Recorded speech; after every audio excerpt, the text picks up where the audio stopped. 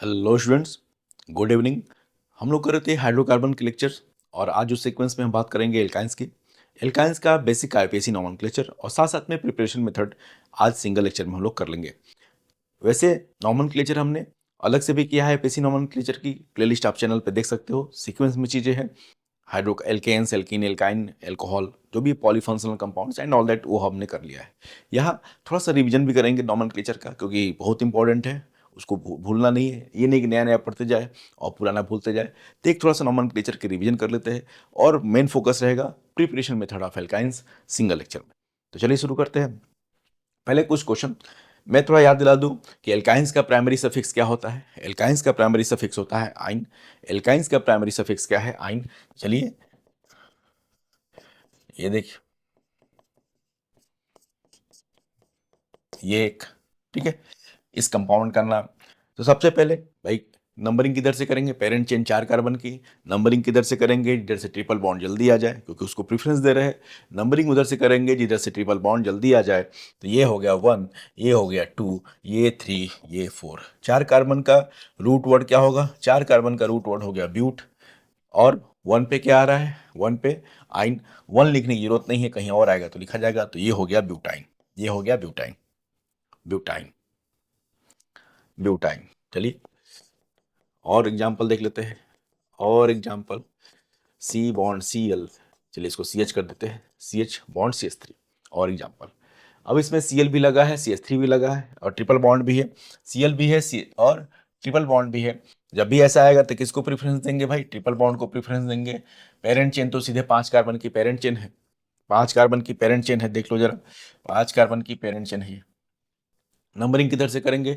जहाँ से triple bond जल्दी आ जाए, इधर से नंबरिंग करेंगे। अगर पेरेंट चेन की ट्रिपल बॉन्ड कब आएगा? 2 नंबर पे। उधर से करेंगे तो ट्रिपल बॉन्ड आएगा 3 नंबर पे। तो किधर से? जहाँ से लोअर नंबर मिले आपको, जल्दी आ जाए। प्रेफरेंस दे रहे हैं हम ट्रिपल बॉन्ड को।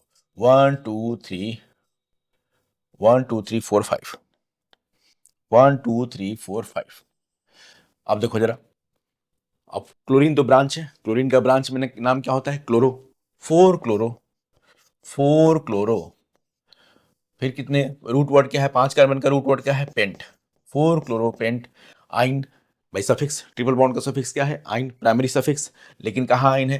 2 आइन। 4 क्लोरोपेंट 2 आइन, 4 क्लोरोपेंट 2 आइन। लिख ले इसको, 4 क्लोरोपेंट 2 आइन, 4 क्लोरोपेंट 2 आइन। एक दो और देख लेते हैं। अगर आपने डिटेल नॉमेनक्लेचर पढ़ा है तो ये सब बस रिवीजन के लिए, मैं नहीं वेस्ट करूंगा टाइम। हम लोग ज़्यादा फोकस करेंगे किस पे? प्रिपरेशन मेथड्स पे। लेकिन देखना जरूरी है, हर चीज का रिवीजन करते रहना जरूरी है भाई। चलिए और अच्छा क्वेश्चन थोड़ा,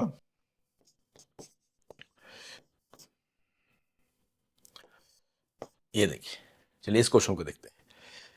अब इसमें क्लोरीन ब्रोमीन भी आ गया ब्रांच की तरफ। पेरेंट चेन तो सीधे दिख रहा है, यही है पेरेंट चेन, ये है पेरेंट चेन, सीधे सीधे सीधे सीधे। ये कितने कार्बन है पेरेंट चेन में? 1 2 3 4 5 6, 6 कार्बन की पेरेंट चेन है। क्लोरीन ब्रोमीन ब्रांच की तरह है। सबसे पहले प्रेफरेंस किसको देंगे हम? नंबरिंग उधर से करेंगे जहां से ट्रिपल बॉन्ड जल्दी आ जाए, बस उसका प्रेफरेंस है। नंबरिंग उधर से करेंगे जहां से ट्रिपल बॉन्ड जल्दी आ जाए। आप नंबरिंग अगर इस साइड से करते हैं तो ट्रिपल बॉन्ड कहाँ आएगा? 1 2 3 पे आएगा। उधर से करते हैं तो ट्रिपल बॉन्ड आएगा उधर से भी 3 पे। तो ये तो बात बराबर हो गई। तो चलिए, अगर एल्कीन एल्काइन का प्रेफरेंस दोनों साइड से बराबर हो गया तो हम ब्रांच पे फोकस करें। नंबरिंग उधर से करेंगे, प्लीज, एल्काइन दोनों साइड बराबर हो गया, अब हम ब्रांच पे फोकस करें। जब दोनों साइड से एल्काइन 3 पे ही आ रहा है, ट्रिपल बॉन्ड 3 पे ही आ रहा है, तो क्यों ना हम नंबरिंग उधर से करें जहां से ब्रांच जल्दी आ जाए। अब जरा देखो इसमें, इधर से करेंगे तो ब्रांच कितने पे आएगा? 2 पे। इधर से करेंगे तो ब्रांच जो क्लोरीन का कहाँ पे आएगा? 2 पे। उधर से करेंगे तो भी ब्रांच 2 पे आएगा। अब ये भी रूल फेल हो गया, जानबूझ के सब क्वेश्चन दिया है मैंने, ठीक है। ब्रांच का भी हिसाब फेल हो गया हमारा। ट्रिपल बॉन्ड को भी प्रेफरेंस दोनों साइड से 3 पे आ रहा है, ब्रांच भी पहली बार 2 नंबर पे आ रहा है किसी भी साइड से। अब क्या करें? अब लोकेंट रूल, इसी को बोलते हैं लोकेंट रूल, फेल हो गया हमारा। लोकेंट रूल जब फेल हो जाता है तो क्या करते हैं? अल्फाबेटिकल प्रेफरेंस देते हैं। अल्फाबेटिकली बी आर, बी पहले आएगा ब्रोमीन का कंपेरिजन टू क्लोरीन के सी के। तो ऑब्वियस है कि इस बार हम नंबरिंग कहाँ से करेंगे? 1 2 3। लेकिन समझ, ये मेन बात है समझाना कि यहाँ ऐसा नहीं बोला गया है कि ब्रोमीन का प्रेफरेंस होता है, ऐसा नहीं। सब कुछ जब फेल हो गया हमारा रूल, दोनों साइड से ब्रांच भी 2 पे आ रहा था, ट्रिपल बॉन्ड भी 3 पे आ रहा था, तो हम क्या देखा? हमने ब्रांच का अल्फाबेटिकल प्रेफरेंस लिया और ब्रोमीन का भी पहले आता है। अदरवाइज हम प्लीज सबसे पहले किसको जानबूझ के ऐसा क्वेश्चन बताया गया है कि भाई सबसे पहले हमने फोकस किया एल्काइन पे, उसको भाई लोअर नंबर मिले, वो फेल हो गया। फिर फोकस किया ब्रांच पे कि दो लोअर नंबर ब्रांच को मिले जहां से, वो भी फेल हो गया। तब हम नाम आगे कहा ब्रांच के नाम पे अल्फाबेटिकल प्रेफरेंस के हिसाब से बी पहले आएगा, इसलिए इधर से नंबरिंग की गई है। आपने नाम देखिए इसका, टू ब्रोमो, टू ब्रोमो, भाई ब्रांच का नाम अल्फाबेटिकल ऑर्डर में लिखते हैं। फिर आएगा 5 क्लोरो, टू ब्रोमो 5 क्लोरो, और क्या है हेक्स 3 आइन, रूट वर्ड है हेक्स और 3 पे है आइन, हेक्स 3 आइन, चेक कर लीजिए, ठीक है, हेक्स 3 आइन, टू ब्रोमो 5 क्लोरो हेक्स 3 आइन। और एक दो क्वेश्चन देख लेते हैं थोड़ा मिक्स टाइप के।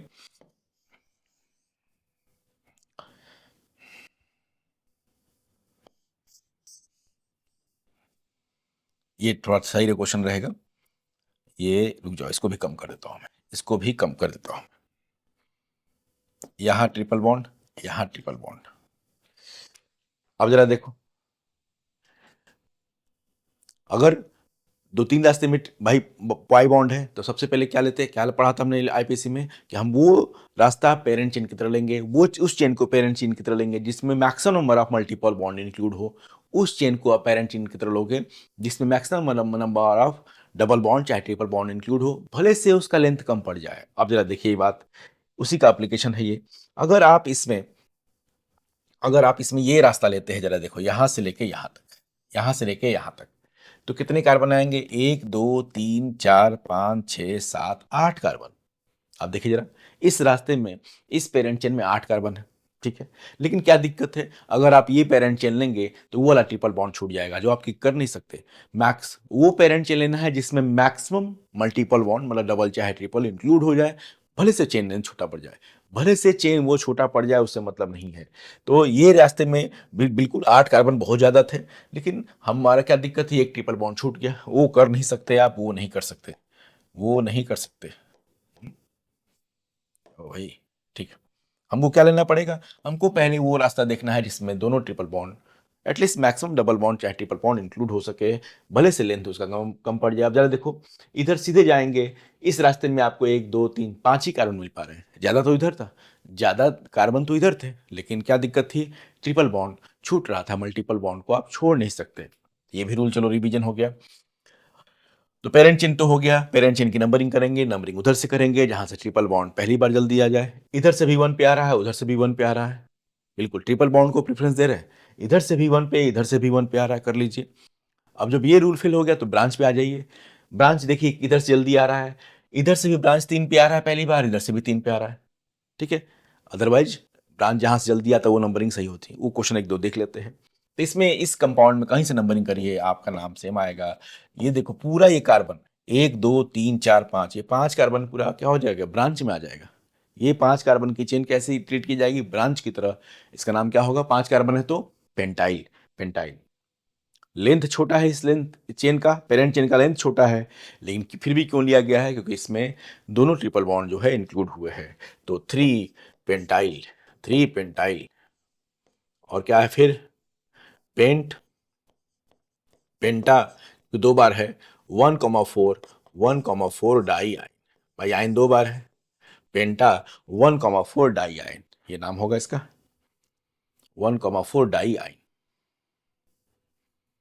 पेंटा 1 4 डाई आइन। अब जरा देख लो, क्योंकि इससे पहले हमने डबल बॉन्ड भी पढ़ा है, तो डबल बॉन्ड ट्रिपल बॉन्ड यहां आ गया, ठीक है। इसको देख लेते हैं, अगर डबल ट्रिपल दोनों बॉन्ड आता है, डबल बॉन्ड का सफिक्स क्या होता है, इन, ट्रिपल बॉन्ड का होता है प्राइमरी सफिक्स आइन। तो नंबरिंग उधर से करेंगे, डबल और ट्रिपल बॉन्ड में आपस में कोई प्रेफरेंस नहीं है, पहले भी मैंने बताया था, फिर से बोल रहा हूँ, डबल और ट्रिपल बॉन्ड का आपस में कोई प्रेफरेंस नहीं है। नंबरिंग उधर से करेंगे पेरेंट चेन की, ये पेरेंट चेन है, नंबरिंग उधर से करेंगे जहां पहली बार पाई बॉन्ड जल्दी आ जाए, कोई पाई बॉन्ड पहली बार जल्दी आ जाए। यहाँ डबल ट्रिपल की बात नहीं है, ये नहीं कि कोई एल्कीन और एल्काइन में प्रेफरेंस होता है, कोई प्रेफरेंस नहीं।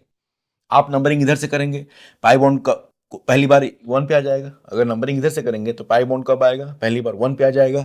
उधर से करेंगे तो जरा देखो पाई बॉन्ड 2 पे आएगा, आएगा ना 2 पे, तो हम क्या कौन सा सही होगा, जहां जल्दी आ जाए, तो ये नंबरिंग सही होगी 1 2 3। याद रखना मैंने ये नहीं बोला है, देख के लग रहा हो कि सर एल्कीन को प्रेफरेंस दे रहे हैं, ऐसा नहीं बोला गया है। अभी दूसरा भी देखेंगे, एल्कीन का कोई प्रेफरेंस नहीं है। पहली नंबरिंग उधर से करेंगे जहां से पाई बॉन्ड, कोई भी पाई बॉन्ड, चाहे डबल बॉन्ड का हो चाहे ट्रिपल बॉन्ड का हो, जल्दी आ जाए, जल्दी आ जाए। क्या नाम है इसका? तो हेक्स, भाई रूट वर्ड हेक्स होगा, ब्रांच तो है नहीं इसमें, रूट वर्ड हो गया हेक्स 1। अब इन आइन दोनों नाम लिखने हैं, इन का इन पहले आएगा एबीसीडी के हिसाब से, सफिक्स इसका इन है उसका आइन है तो इन पहले आएगा, हेक्स 1 इन, और क्या है 4 आइन, 1 इन 4 आइन, ई पहले वाई बाद में, हेक्स 1 इन 4 आइन।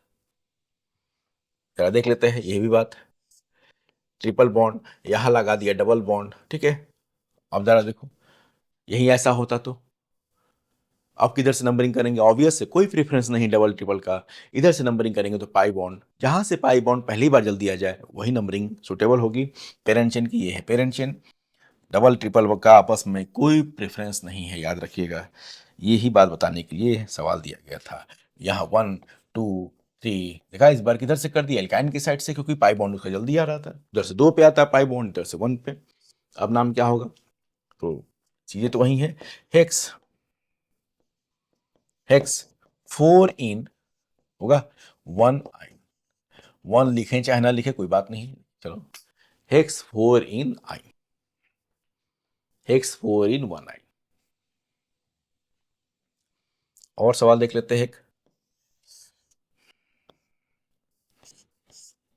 चलिए ये क्वेश्चन है, एक जगह डबल बॉन्ड एक जगह ट्रिपल बॉन्ड। अब क्या करें? उधर से भी पाई बॉन्ड, जब हमारा ये रूल फेल हो जाएगा, इधर से भी पाई बॉन्ड, भाई नंबरिंग उधर से करते हैं जहां से कोई भी पाई बॉन्ड, चाहे डबल बॉन्ड का हो चाहे ट्रिपल बॉन्ड का हो, वो जल्दी आ जाए। आप देखेंगे कि इसमें इधर से भी 1 पे आ रहा है पाई बॉन्ड, उधर से भी आ रहा है। अब आपका रूल जो अभी बात कर रहे थे वो तो फेल हो गया, रूल फेल हो गया तो कोई बात नहीं, हमारे पास क्या चॉइस है? अल्फाबेटिकल प्रेफरेंस का चॉइस है। अल्फाबेटिकली आप देखो जरा, इसका सफिक्स है इन, इसका सफिक्स है आइन, तो अल्फाबेटिकली ई पहले आता है। अल्फाबेटिकल प्रेफरेंस, अल्फाबेटिकली ई पहले आता है तो ऑब्वियस है, तो हम किधर से नंबरिंग करेंगे? एल्कीन के साइड से। फिर ध्यान देना, ऐसा नहीं बोला गया है कि एल्कीन का प्रेफरेंस होता है, सोचना भी मत।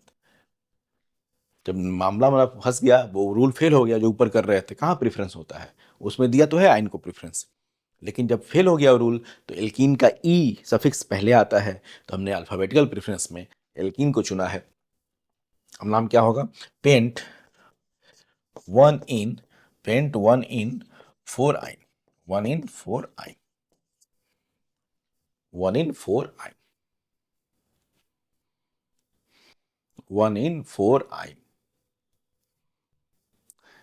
तो ये थे कुछ नॉमेनक्लेचर, प्लीज डिटेल नहीं था ये, थोड़ा बहुत रिवीजन के लिए, क्योंकि हमने कर लिया है। और मैं कहूंगा कि अगर आप चाहें तो आप प्लेलिस्ट देख सकते हैं आईपीएससी का, ये बहुत कम क्वेश्चन है उसमें ज़्यादा कराया गया है। ये तो क्योंकि हमने फोकस तो बस एल्काइन के आसपास किया है, एल्काइन और थोड़ा बहुत एल्किन की बात, इतने से काम नहीं चलेगा। मैं हमेशा कहूंगा कि ये बस रिवीजन था, कि थोड़ा बहुत वहाँ जो पढ़ा था उसको एक बार देख ले। हमारा मेन फोकस है preparation of alkyne, preparation of alkyne, कौन कौन से मेथड से बड़े इंपॉर्टेंट मेथड्स हैं प्रिपरेशन ऑफ, और उनके क्वेश्चन देख लेते हैं।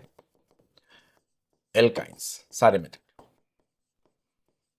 एल्काइन का जनरल फॉर्मूला होता है, आप जानते हैं एल्काइन का जनरल फॉर्मूला क्या है? CnH2n-2, CnH2n-2, CnH2n-2, नोट कर लो। अब एक एक मेथड को देखते हैं। पहला है प्रिपरेशन मेथड में हाइड्रोलिसिस ऑफ कार्बाइड्स, सारे मेथड्स इंपॉर्टेंट, कोई ज्यादा है नहीं तो इसलिए सारे के सारे important. Hydrolysis of carbides, when calcium carbide, when calcium carbide is hydrolyzed, it produces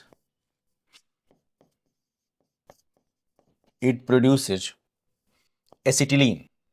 acetylene का मतलब ethyne, acetylene, it produces acetylene, acetylene, acetylene ethyne का कॉमन नेम है, कॉमन नेम इंपॉर्टेंट है। It produces acetylene, while magnesium carbide,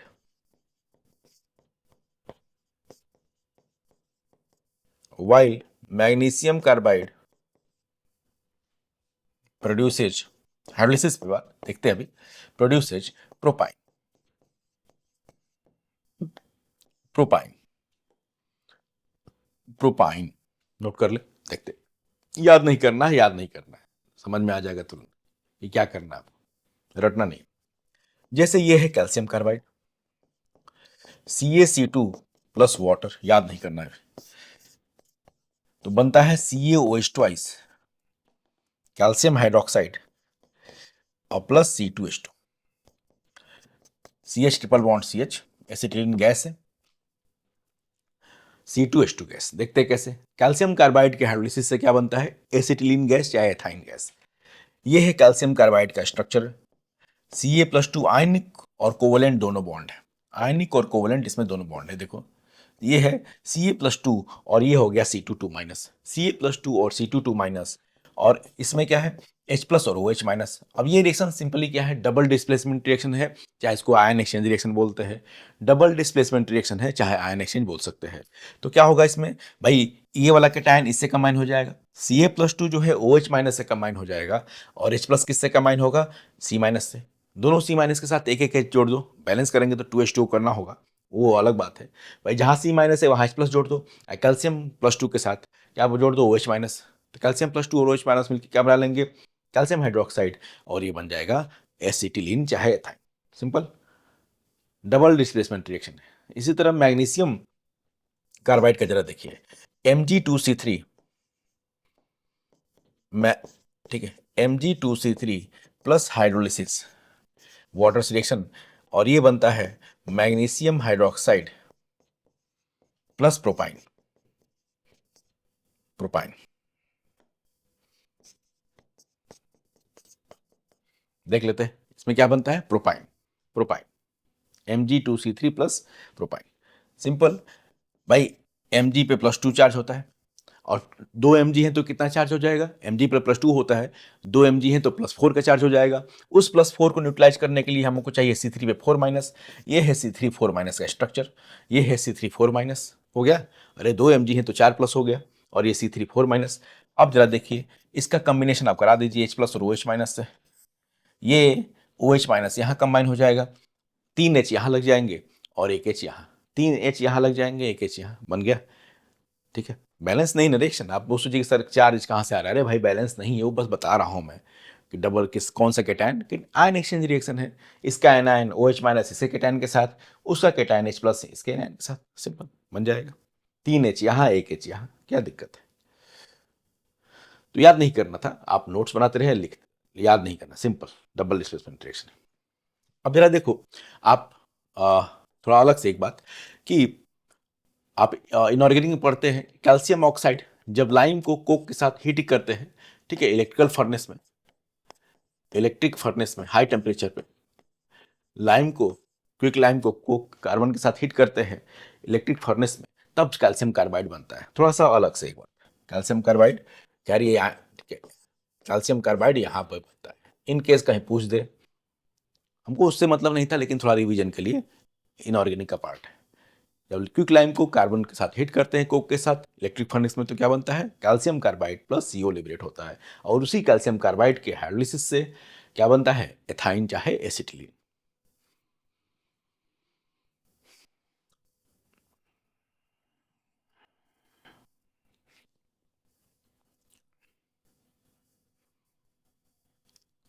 तो ये हो गया पहला मेथड, ठीक है, सारे मेथड इंपॉर्टेंट होंगे भाई, याद रख, सारे मेथड इंपॉर्टेंट। नेक्स्ट है सेकंड,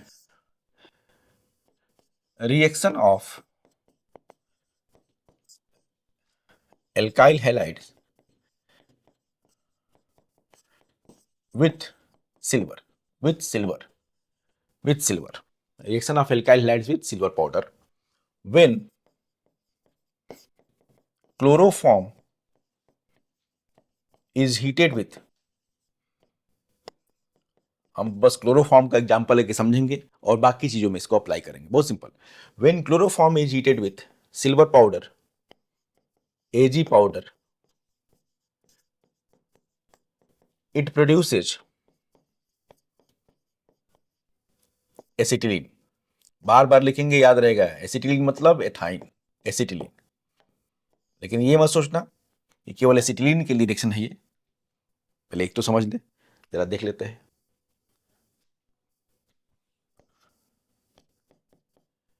ये है CaCl3। अच्छा पहले रिएक्शन लिख लो, फिर समझ लेते हैं। एक बार समझ लेंगे बाकी किसी का भी लिख सकते हैं, बहुत आसान है।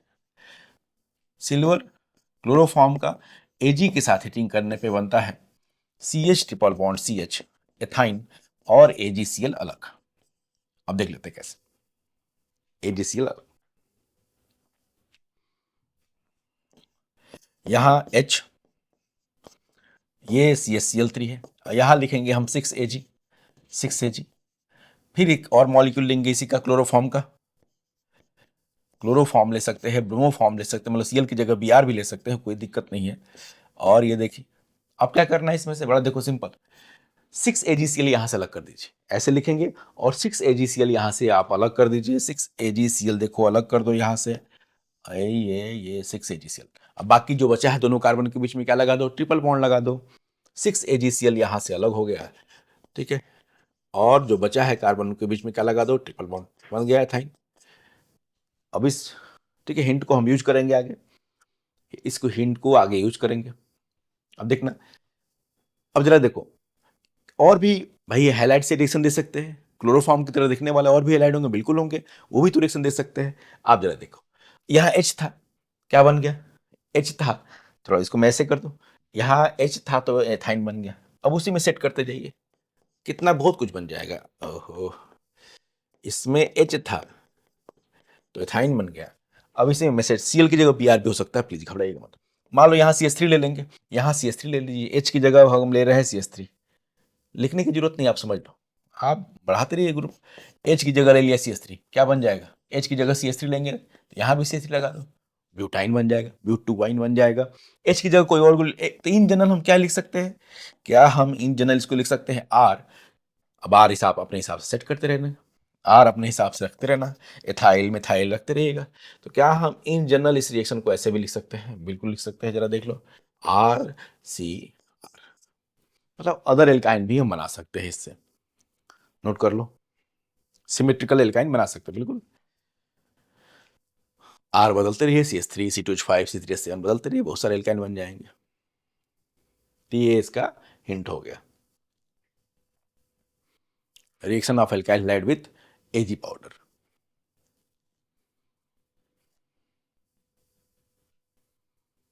तो केवल एसिटिलीन नहीं, बाकी एक एल्काइन भी हम बना सकते हैं, सिमेट्रिकल एल्काइन हम बना सकते हैं इस रिएक्शन में बहुत आराम से। नेक्स्ट रिएक्शन जो है वो है एल्कीन बनाने वाला, एल्कीन में जो हमने यूज किए मेथड, अब उनकी बात करेंगे। देखिए, डीहाइड्रो, ये रिएक्शन हमने एल्कीन में भी देखे थे, उसी का एक्सटेंशन। अब जरा देखो, एल्कीन में क्या है, जब एल्काइल लैड में, एल्काइल लैड का रिएक्शन एल्कोहलिक के से कराते हैं तो HBr निकलता है, एक पाई बॉन्ड बन जाता है, एल्कीन बन जाता है। अगर वहीं हम दो पाई बॉन्ड लगा दे, ये तो चाहिए, एल्कीन और एल्काइन में अंतर क्या है, तो अब रिएक्शन मिलते जुलते हैं बिल्कुल, एल्कीन एल्काइन के प्रिपरेशन मेथड और रिएक्शन मिलते जुलते होंगे। अंतर इतना ही तो है, उसमें एल्कीन में एक पाई बॉन्ड, इसमें दो पाई बॉन्ड, तो बिल्कुल आपको एनालॉगस लगेगा। अगर आपने एल्कीन पढ़ा है तो बहुत इसके रिएक्शन एल्काइन के अलग नहीं दिखेंगे, कहाँ से दिखेंगे, एक ही पाई बॉन्ड का तो डिफरेंस है, ठीक है। तो रिएक्शन बहुत सारे सिमिलर दिखेंगे आपको। देखिए उसमें से ये एग्जांपल, डीहाइड्रो हेलोजिनेशन, बिल्कुल एल्कीन वाला, ऑफ ऑफ विसिनल और डीहाइड्रो हेलोजिनेशन ऑफ विसिनल और geminal dihalides, geminal dihalides, vicinal और जेमिनल डाइहेलाइड्स। व्हेन विसिनल, और देखते हैं क्या होते हैं, अगर आप भूल गए हैं तो, geminal dihalides are reacted with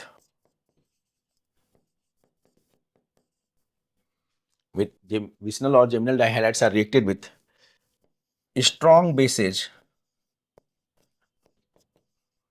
like, जानते हैं एलिमिनेशन वाला एजेंट, एल्कोहलिक KOH, चलिए मार्क करिए, alcoholic KOH, like alcoholic KOH or NaNH2, like alcoholic KOH or NaNH2, they produce alkyne. They produce alkynes. जरा देख लेते हैं.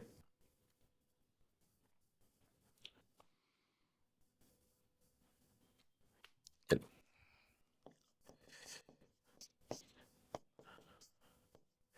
ये हमने ले लिया. चलो पहले विसनल ले लेते हैं.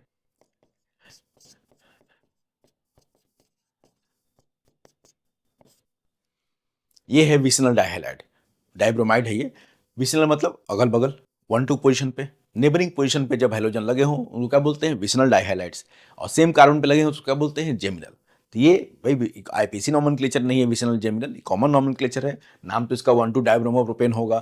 तो ये 1-2 वाली पोजीशन जब भी अगल बगल पोजीशन हो, 1-2, 2-3 जो भी हो, तो नेबरिंग पोजीशन को क्या बोलते हैं? Vicinal position. और ये है विसनल डाइहैलाइड. रिएक्शन आप जानते हैं. इसका रिएक्शन आप एल्कोहलिक की वजह से कराएंगे. अगर आपने एल्कीन नहीं पढ़ा है तो कोई बहुत बड़ी बात नहीं बता रहा हूं मैं.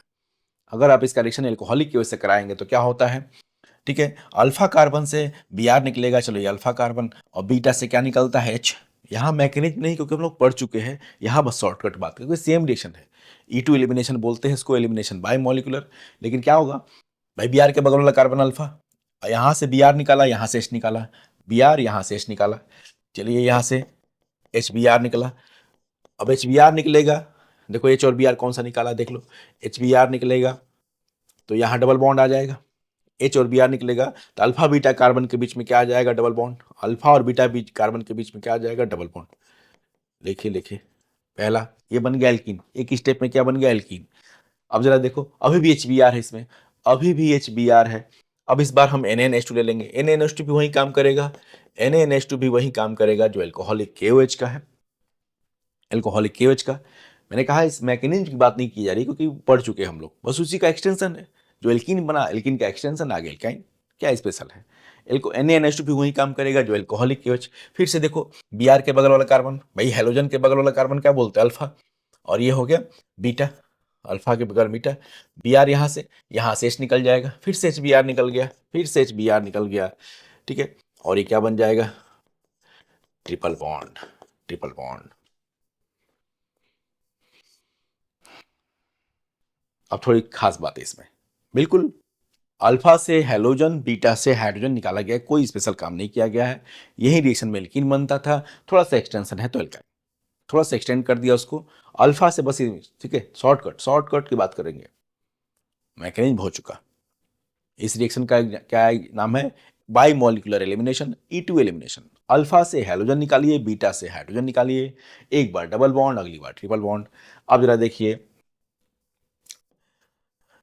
सिंस NaNH2 इज, दूसरे केस में मैंने काम वही है तो एल्कोहलिक के वजह NaNH2 का वही काम है. HBr ही निकालना, चाहे Cl जो भी हैलोजन हो. अल्फा से हैलोजन, बीटा से हाइड्रोजन निकलता है इसलिए इसको बीटा एलिमिनेशन भी बोलते हैं. NaNH2 is stronger base than alcoholic KOH. Hence, the second step, वो जो दूसरी बार कराया गया, occurs at lower temperature. occurs at lower temperature. ये बता रहे हैं कि भाई आपने पहली बार एल्कोहलिक KOH लिया है तो बेस को बदल दिया है. जब काम तो वही कर रहा है, बेस HBr ही निकाल रहा है. लेकिन बिल्कुल वहां पे क्या हम वहां पे एल्कोहलिक KOH भी ले सकते थे? बिल्कुल ले सकते थे. लेकिन अगर सेकंड केस में एल्कोहलिक KOH आप लेंगे तो हीटिंग ज्यादा करनी पड़ेगी. NaNH2 थोड़ा स्ट्रॉन्ग बेस है तो वो रिएक्शन जो है सेकेंड स्टेप नॉर्मल टेम्परेचर पे प्रोसीड हो जाता है. एल्कोहलिक KOH वहां भी ले सकते हैं. लेकिन फिर भी मैंने जानबूझ के स्टेप लिखा है क्योंकि एनसीईआरटी में भी कन्वर्जन अगर लिखना है, अगर आप इसको कन्वर्जन लिखना है तो आपको यही स्टेप लिखना है. बिल्कुल एनसीईआरटी भाई 11th एनुअल एग्जाम में आएगा तो आप बेहतर है कि आप यही स्टेप लिखें. एल्कोहलिक केवच पहले स्टेप में, और दूसरे केस में थोड़ा एलिमिनेशन कठिन है, तो एल्कोहलिक केवच ले सकते हैं, ऐसा नहीं कि नहीं ले सकते हैं, बिल्कुल। तब थोड़ा हीटिंग ज़्यादा करनी पड़ेगी, उस चीज़ को आसान बनाने के लिए एक स्ट्रॉन्ग बेस हम NaNH2 ले सकते हैं। आप शुरुआत से NaNH2 भी ले सकते थे, कोई दिक्कत नहीं होगी, आप शुरुआत से NaNH2 भी ले सकते हैं, ठीक है। दोनों का काम वही है, लेकिन NaNH2 is stronger base than alcoholic केवच। अरे ऑब्वियस है, कोई नई बात नहीं है। तुम कहोगे सर क्या इन्फॉर्मेशन बता रहे हैं? अगर आपने एसिड बेस रिएक्शन जीओसी में पढ़ा है, तो एल्कोहलिक केवच का मतलब क्या है? एल्कोहलिक केवच का मतलब क्या है भाई?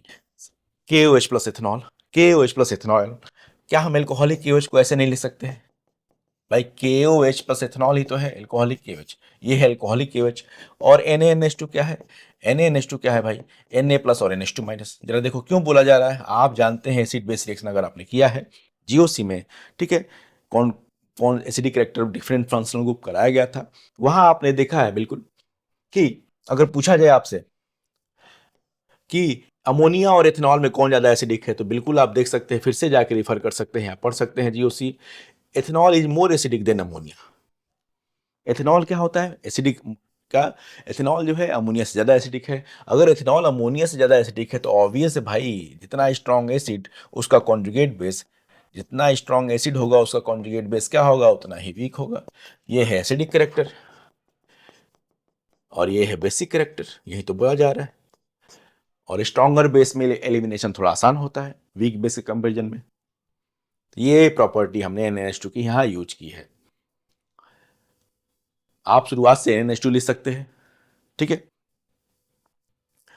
अगर, ठीक है। अब चाहे तो आप एल्कोहलिक केवच के बाद NaNH2 ले सकते हैं, चाहे एल्कोहलिक केवच के बाद और एल्कोहलिक केवच भी ले सकते हैं, लेकिन उस केस में थोड़ा सेकंड स्टेप कठिन हो जाएगा, हीटिंग ज़्यादा करनी पड़ेगी।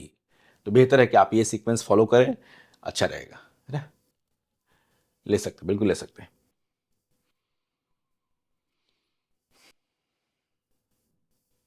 प्लीज यहाँ मैकेनिज्म नहीं, बस शॉर्टकट की बात की जा रही है, क्योंकि मैकेनिज्म डिस्कशन हो चुका है 50 बार, वही रिएक्शन तो है, बिल्कुल है। एल्कीन बना है, ये तो पहले पढ़ा था, एल्कीन से एल्काइन बन गया, और क्या हो गया।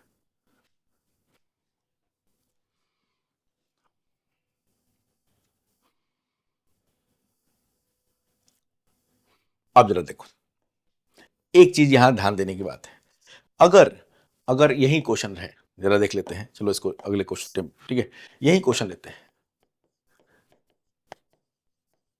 सेम सेम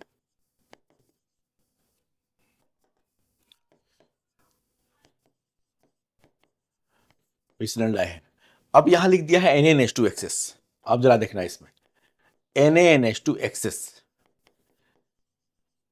NaNH2 शुरुआत से क्या लिखा गया है? NaNH2 access. अब जरा देखिएगा, तो ये आप ये तो समझ सकते हैं, पहले पहले स्टेप में Br निकलेगा, H निकलेगा, यहाँ से Br, वहाँ से H, एक पाई बॉन्ड आएगा, दूसरा मोल NaNH2 का एक मोल लगेगा, कहते HBr निकलेगा। NaNH2 का जब एक मोल लगेगा, ठीक है, तो HBr निकला, HBr निकलेगा, पाई बॉन्ड आएगा, फिर से HBr निकलेगा, पाई बॉन्ड आएगा। अब जरा देखो, जब दो मोल NaNH2 के लग चुके होंगे, तो आप प्रोपाइन तक पहुंच जाएंगे, प्रोपाइन तक पहुंच जाएंगे। लेकिन अब यहाँ NaNH2 का एक और काम है। NaNH2 क्या है? याद रखिए, मैंने क्या बोला था, स्ट्रॉन्ग बेस। जब तक हैलाइड था, जब तक हेलोजन था, तो HBr निकला, दो बार क्या हो गया, नाम क्या है इस रिएक्शन का? डीहाइड्रोहेलोजिनेशन, ऑब्वियस है। दो बार क्या हुआ? डीहाइड्रोहेलोजिनेशन, मतलब हाइड्रोजन भी निकला और हेलोजन भी निकला, दो बार। अब तो हाइड्रोजन हेलोजन तो बचा नहीं, अब एलिमिनेशन जो होना था हो चुका, अब तो कुछ बचा नहीं, दो बार के बाद, दो मोल NaNH2 के बाद ये बचा। लेकिन अब जानते हैं NaNH2 क्या है? स्ट्रॉन्ग बेस है। NaNH2 क्या है? Strong base. रिएक्शन यहीं तक नहीं रुकेगा, अब अगले स्टेप में क्या होगा? अब तीसरा मोल भी लग जाएगा यहाँ पे NaNH2 का। तीसरा मोल में क्या होगा? Acid base reaction. तीसरे मोल में क्या होगा? Acid base reaction. NH2 minus will remove this H plus, क्योंकि ये H प्लस, ये, ठीक है, इस एल्काइन का जो H है वो क्या है? एसिडिक हाइड्रोजन है। ये क्यों हाइड्रोजन एसिडिक है? ये हाइड्रोजन एसिडिक क्यों है? क्योंकि ये किससे जुड़ा है? sp हाइब्रिडाइज्ड कार्बन से। ये हाइड्रोजन किससे जुड़ा है? sp हाइब्रिडाइज्ड कार्बन से। भाई ऑब्वियस है, देखो जरा, अभी आगे देख लेते हैं क्यों हाइड्रोजन एसिडिक है। कभी हाइड्रोजन की जीओसी में क्या करते थे, अगर कोई कम हाइड्रोजन एसिडिक है कि नहीं, क्या करेंगे? हाइड्रोजन हटाइए, कार्बन आयन बनेगा, ये यहाँ पे माइनस चार्ज बनेगा। ये अगर ये माइनस चार्ज मतलब कॉन्जुगेट बेस स्टेबल है, तो आप सोच सकते हैं कि ये हाइड्रोजन हट जाएगा। देखिए जरा, जैसे ही आप एच हटाओगे अमोन, ठीक है, तो ये बनेगा और अमोनिया लीच हो गया। चलिए यहाँ लिख देते हैं अमोनिया को, NH2 minus will remove H plus, मतलब टोटल इसमें याद रखिए अमोनिया NaNH2 के इस रिएक्शन में अगर शुरू से कराते हैं 3 मोल लग जाएंगे, 3 मोल लग जाएंगे और आपको फाइनल प्रोडक्ट वो मिलेगा सॉल्ट। एल्काइन के फर्दर रिएक्शन हो जाएगा। एल्कोहलिक केएच में ये दिक्कत नहीं होगी, एल्कोहलिक केएच में ये वाली दिक्कत नहीं आएगी, लेकिन सोडामाइड लेंगे तो आपको सॉल्ट बन जाएगा प्रोपाइन के एक स्टेप फर्दर, तो ध्यान देना है वो। जरा देख लो क्यों भाई, क्यों ये एच निकल गया कार्बन का एच, क्योंकि यहाँ माइनस चार्ज किस पे है, sp हाइब्रिडाइज कार्बन पे, sp हाइब्रिडाइज कार्बन पे मतलब मोस्ट 50% करेक्टर, जितना परसेंटेज करेक्टर होता है हाइब्रिड ऑर्बिटल का उतना इलेक्ट्रोनेगेटिव होता है वो एटम, ठीक है। और माइनस चार्ज यहाँ पे क्या होगा, स्टेबल होगा। और एसिड बेस रिएक्शन में भी आप जानते हैं ये सब हमने कर लिया है कि कोई पूछे भाई आप रिएक्शन दिखा रहे हैं, तो आप रिएक्शन में क्या दिखा रहा है, आप इसको एसिड की तरह ट्रीट कर रहे हो, आप NaNH2 को बेस की तरह, तो आप जस्टिफाई करिए कि भाई ये रिएक्शन फॉरवर्ड में स्पॉन्टेनियस है। आप अगर लिस्ट देखें फिर से जीओसी को रेफर करिए, नहीं तो जाके एसिड बेस रिएक्शन देखिए, प्लेलिस्ट जीओसी की भी कंप्लीट है कि भाई ये रिएक्शन फॉरवर्ड में कैसे जायज है, आप कैसे मान ले रहे हैं कि रिएक्शन होता होगा, कोई भी किसी का एच निकाल ले रहा है। देखिए उसको तो क्या आप चेक करिए, आप इस लिस्ट में देखेंगे कि एल्काइंस जो होते हैं, ठीक है, वो अमोनिया से ज्यादा एसिडिक है। तो आप यही तो है, स्ट्रॉन्ग एसिड से वीक की ओर जा रहे हैं, स्ट्रॉन्ग से वीक की ओर जा रहे हैं, मतलब रिएक्शन क्या है, फॉरवर्ड में स्पॉन्टेनियस है। ऐसे एल्काइन को, ठीक है, ऐसे एल्काइन को आगे हम पढ़ेंगे भी, टर्मिनल एल्काइन बोलते हैं, याद रखिएगा। टर्मिनल, इनको अलग से पढ़ना भी है। ऐसे एल्काइन को टर्मिनल एल्काइन बोलते हैं। किसको टर्मिनल एल्काइन बोलते हैं, जिनके पास एसिडिक हाइड्रोजन हो। टर्मिनल एल्काइन क्या होते हैं, उनके पास क्या होता है, acidic hydrogen. Acidic hydrogen, alkynes having, इनका थोड़ा सा डिवीजन आगे देखना है, alkynes having hydrogen attach to, चाहे हाइड्रोजन बॉन्डेड टू, मेन है एसिडिक हाइड्रोजन। ऐसे एल्काइन, टर्मिनल एल्काइन क्या है, ऐसे एल्काइन जिसके पास एसिडिक हाइड्रोजन हो, मतलब sp हाइब्रिडाइज कार्बन से जुड़ा हुआ हाइड्रोजन हो। Alkynes having hydrogen bonded to sp hybridize carbon, मतलब ये हाइड्रोजन किसी एप्रोप्रिएट बेस के द्वारा निकाला जा सकता है। फुकट में कुछ भी नहीं करा सकता आप एसिड बेस। अगर आपने एसिड बेस पढ़ा है तो आपको आइडिया है कि सर एप्रोप्रिएट बेस क्यों बोल रहे हैं। ऐसा नहीं कि किसी बेस को मिलाएंगे OH माइनस लाएंगे NaOH रिएक्शन करा देंगे, ऐसा हो जाएगा, कुछ नहीं होगा, ठीक है। ध्यान देना है इस बात को कि भाई कौन सा एसिड बेस जायज है कौन सा नहीं, ठीक है। एसिड है, बिल्कुल है एसिडिक, लेकिन इसका हाइड्रोजन एसिडिक है, लेकिन इसको हाइड्रोजन को निकालने के लिए कुछ खास टाइप के बेस चाहिए। कौन से बेस ऐसे हो सकते हैं, अगर आप एसिड बेस रिएक्शन पढ़े हैं तो आपको आइडिया होना चाहिए, ठीक है, ये क्यों हो गया रिएक्शन फॉरवर्ड में spontaneous. Alkynes having hydrogen bonded to having sorry alkynes having hydrogen bonded to sp hybridize carbon, तो ये टर्मिनल एल्काइन था। टर्मिनल एल्काइन का एसिड हाइड्रोजन एसिडिक है, उसको बेस ने हटा दिया।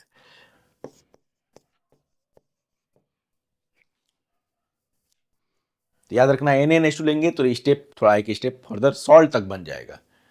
एल्कोहलिक केएच में तो यही रह गया, लेकिन एक्सेस NaNH2 लेंगे, अगर लिखा हुआ है एक्सेस मतलब टोटल कितना मोल लग गया NaNH2 इसमें, 3 मोल लग जाएगा। टोटल 3 मोल यहाँ पे NaNH2 का लग जाएगा। 2 मोल एलिमिनेशन के लिए, 1 मोल लगा HBr निकला, फिर 1 मोल लगा HBr फिर से निकला, ट्रिपल बॉन्ड हो गया। फिर अगला जो 1 मोल लगा वो वहां फिर क्या हुआ, एसिड बेस रिएक्शन हुआ, वहां पे क्या हुआ, एसिड बेस रिएक्शन। इवन मैंने लिखा था अभी तो हमने एग्जांपल लिया विशनल हैलाइड, हम जेमिनल हैलाइड भी ले सकते हैं। चलिए कुछ स्पेशल नहीं है, हम ले सकते हैं ऐसा हैलाइड जिसमें जेमिनल हैलाइड मतलब दोनों हैलोजन, दोनों ब्रोमीन चाहे क्लोरीन जो मन करे वो ले लो, आयोडीन ले लो, वो एक ही कार्बन पे लगे हैं। तो ये किसका एग्जाम्पल है, अगर नेबरिंग पोजिशन पे है, अगल बगल कार्बन पे लगे उसको बोलते हैं विशनल हैलाइड, विशनल डाइहैलाइड। और ये है जेमिनल डाइहैलाइड, सेम कार्बन पे जेमिनल डाइहैलाइड्स। इसमें भी करना क्या है यार, करो वही रहा, एल्कोहलिक KOH ले लीजिए, फॉलोड बाय NaNH2 ले लीजिए, चाहे शुरुआत से NaNH2 ले लीजिए, उससे कोई मतलब नहीं, HBr निकलेगा, HBr निकलेगा। यहाँ से चलो पहले स्टेप में HBr निकला, काम वही है, काम कोई स्पेशल नहीं इसमें। ये हो गया। फिर यहाँ NaNH2 ले लो, वो बताया था मैंने क्यों। अगर NaNH2 नहीं लेंगे एल्कोहलिक KOH लेंगे, ले लीजिए, कोई दिक्कत नहीं होगी, लेकिन टेम्परेचर थोड़ा ज़्यादा रखना पड़ेगा, थोड़ी औकात कम है बेचारे की, उसके कंपेरिजन में थोड़ा वीक रिएजेंट है एज कंपेरिजन टू NaNH2। फिर तो यहाँ फिर से HBr निकल जाएगा, इसमें क्या करना है, अल्फा से ब्रोमीन, बीटा से हाइड्रोजन, अल्फा से हैलोजन, बीटा से हाइड्रोजन, इसलिए इन सब एलिमिनेशन को क्या बोलते हैं हम? Beta elimination. बीटा से देखो, अल्फा से हैलोजन, बीटा से हाइड्रोजन। अल्फा कार्बन किसको बोल रहे हैं? जिससे हैलोजन जुड़ा है उसी को अल्फा कार्बन बोला जा रहा है यहां पे। तो विशनल हैलाइड, डाइहैलाइड भी ले सकते हैं और जेमिनल भी ले सकते हैं। जेमिनल भी ले सकते हैं, कोई दिक्कत नहीं।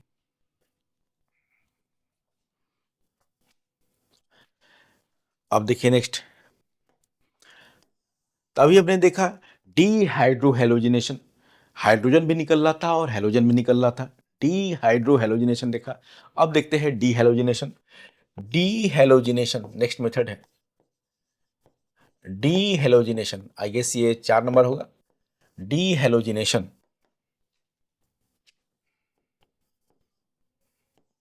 Of vicinal टेट्राहेलाइड्स, vicinal टेट्राहेलाइड्स।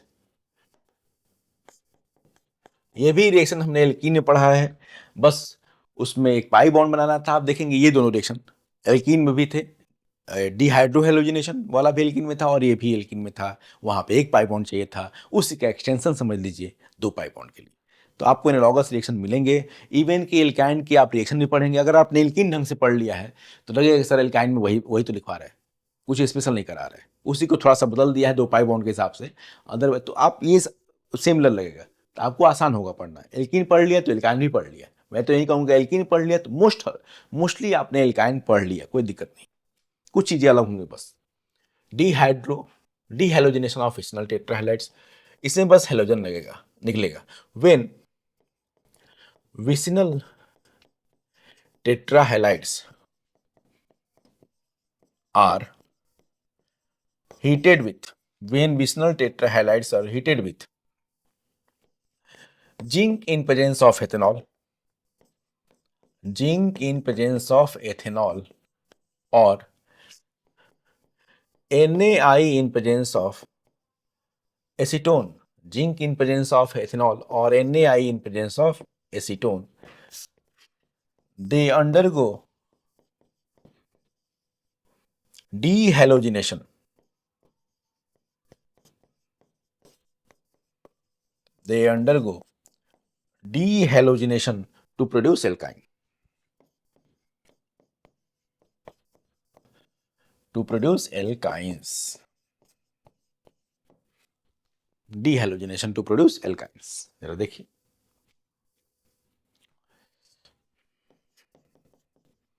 इस बार क्या लेना है? टेट्राहेलाइड, टेट्राहेलाइड 4 हेलोजन। इसका हिटिंग किया हमने Zn C2H5OH एक्सेस। एक्सेस इसीलिए कि हमको एल्कीन बनाना पहले स्टेप में, अब देखेंगे एल्कीन बनेगा फिर एल्कीन के एलिमिनेशन से क्या बनेगा? एल्काइन। Zn एथेनॉल एक्सेस चाहे NaI एसीटोन एक्सेस। तो क्या होगा इस बार? देखो क्या होगा, दोनों जगह से Br दो जगह से निकल जाएगा, Br निकल जाएगा और क्या बनेगा? पहले स्टेप में एक पाई बॉन्ड, जब Br निकलेगा इस बार केवल हेलोजन निकलेंगे, एक पाई बॉन्ड आ जाएगा, Br निकल जाएगा। ये पहला स्टेप है। अच्छा पहले चलिए देख लेते हैं एक साथ, इसको एक्सेस ना करो, दोनों स्टेप देख लेते हैं। एक मोल से कराया जिंक तो क्या बनेगा? ये बन गया Br निकल गया, Br निकल गया और क्या बनता है? Zn Br2 पहले स्टेप में, जरा देख लो, बस उसी का एक्सटेंशन है। वही रिएक्शन फिर से करा दीजिए, फिर से तो आपको एरो पे डायरेक्ट लिखा रहेगा जिंक एथेनॉल एक्सेस, फिर करा दीजिए Zn C2H5OH, Zn C2H5OH, फिर से Br निकाल दो, क्या दिक्कत है क्या? तो इस बार क्या निकला? हेलोजन निकलेंगे और 2 मोल जिंक Zn Br2 के बन जाएंगे। देख लीजिए वही रिएक्शन जो एल्कीन, एक स्टेप में एल्कीन बना, अगले स्टेप में एल्काइन बन गया, एक स्टेप में एल्कीन, अगले स्टेप में बन गया एल्काइन।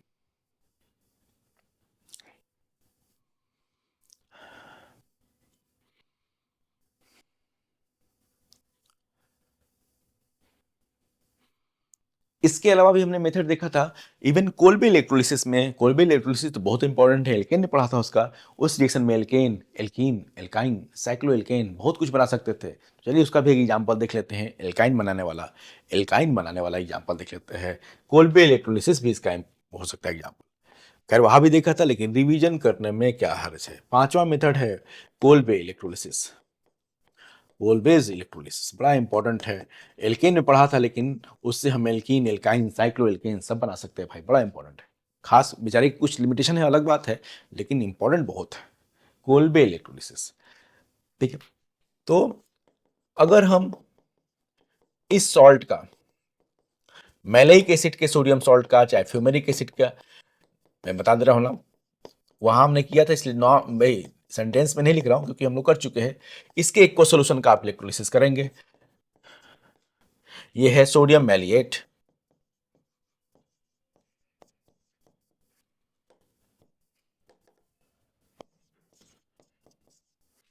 देखो जरा, इसका एक को सोल्यूशन का इलेक्ट्रोलिसिस करेंगे। इलेक्ट्रोलिसिस फिर से रिवीजन कर लेते हैं।